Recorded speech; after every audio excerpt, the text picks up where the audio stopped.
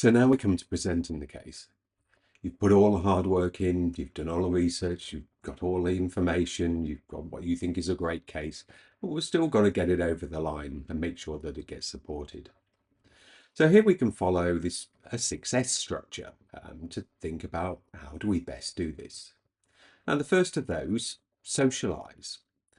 And this is something we want to be doing before we get to the really presenting the case, but what we should be doing all the way through there is engaging early, making sure we're seeking input, and ultimately trying to build support for our case. So by the time it comes to the presentation, there aren't surprises. We've already got a feel for where people are within for our particular submission. Now, when we present the case itself, we want to make sure it's succinct. We want short, direct sentences.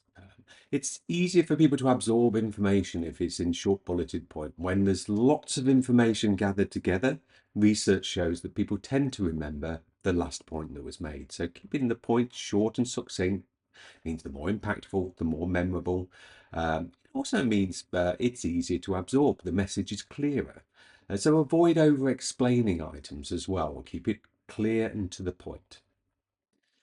Now, it's to simplify the presentation. So use plain English. Don't use complex language. Keep it really simple. Keep words clear. Avoid jargon. And then ensure it's readable. Make sure you get somebody else to check it and to review it. And please make sure there aren't any typos or grammatical errors. These are things that can really undermine your case. Now, strategic. We need to make sure it follows that strategic alignment. It clearly demonstrates that for the organization. People understand why it's important, but also follow the established templates. If you have a template within the organization, and generally the business case template is pretty standard across all types of organizations. So people get used to it, they get used to where they want to look. So keep it focused with that. Now, snapshot. This is about trying to, we always say a picture adds or paints 1,000 words. We can use visuals, but use them thoughtfully. They have to add value to the case. They can't just be random images that are putting in. If you use diagrams or even with images, make sure they're easy to interpret. So a simple rule of thumb, you should be able to explain it in a sentence or two. Any more, it's too complicated. So also try to think about how we can manage change through the process as well with that. And summarize, a really key point. We've just touched on that as the last part of the last section of here. It's the executive summary.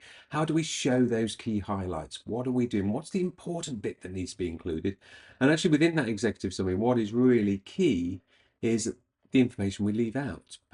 We've got to make sure we've got the real headline information, and ideally what we want is it inspires further reading for the piece. But the executive summary should pull everything together. Whether that should be a page, whether that should be 2 pages, can vary. And the format of that, generally it's in that longer 2-page format if we have diagrams, if we have a table, but we don't want a lot of text in the executive summary.